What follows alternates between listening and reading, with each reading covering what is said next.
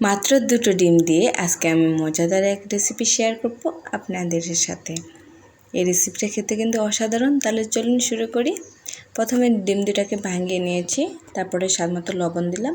লবণ দেওয়ার পরে ডিমটাকে ভালোভাবে ফেটিয়ে নিতে হবে। যখন ডিমটা ফেটানো হয়ে যাবে এই পর্যায়ে এখানে আমি একটা বাটি নিয়েছি, আর বাটির উপরে একটা পলি ব্যাগ নিয়েছি। পলি ব্যাগটা আমি সুন্দরভাবে ধুয়ে নিয়েছি আগে। তারপর ফেটানো ডিমটাকে এখানে ঢেলে দেব। ঢেলে দেওয়ার পরে বাটি থেকে পলি ব্যাগটা উঠিয়ে ভালোভাবে বেঁধে দিতে হবে। এই যে ঘুরিয়ে ঘুরিয়ে এখানে সুন্দরভাবে কিন্তু গিট দিতে হবে, আর গিটটা কিন্তু এমনভাবে দিতে হবে যেন ভিতরে যে ডিমটা আছে সেটা যেন বের না হয়। এই যে আমার গিট দেওয়া হয়ে গেছে। অন্যদিকে কড়াইয়ে আমি পানি বসিয়ে দিয়েছিলাম, পানিটা ফুটে উঠেছে।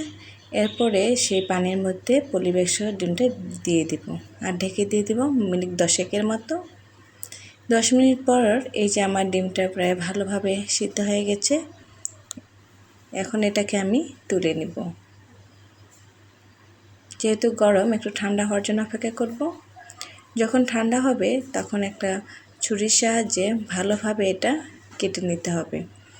আপনি যেভাবে খেতে চান সেভাবে কিন্তু কেটে নিতে পারেন। তো আমি এভাবেই কেটে নিচ্ছি। এই যে কাটা হয়ে গেলে এই যে দেখুন ঠিক এরকম হবে।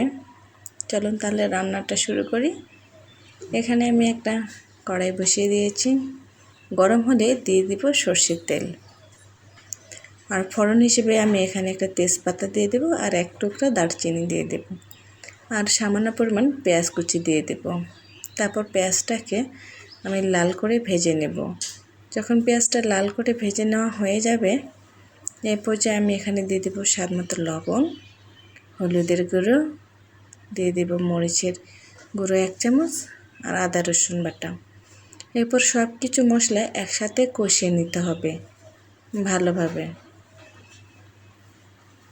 যখন মশলাটা কষানো হয়ে যাবে এ পর্যায়ে আমি দিয়ে দেব 1 টেবিল চামচের মতো সর্ষে বাটা। এই সর্ষে বাটাটা দেওয়ার কারণে এই রেসিপিটা কিন্তু আরও বেশি মজার হবে।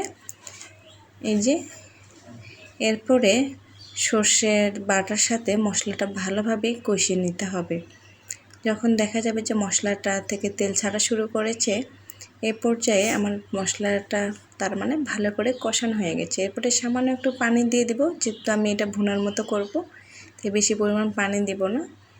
পানি যখন ফুটে উঠবে এ পর্যায়ে যে কেটে রাখা ডিমগুলো ছিল সেগুলো দিয়ে দেব। তারপরে দিয়ে দেব ভাজা জিরের গুঁড়ো। এরপর এটাকে উঠিয়ে নেব। এই যে আমার ঝটপট হয়ে গেল ডিম ভাপার নতুন রেসিপি। আশা করি আজকের রেসিপি ভালো লেগেছে। যদি ভালো লাগে এভাবে একবার হলেও বাড়িতে ট্রাই করবেন আর খেয়ে বলবেন যে কেমন হয়েছে।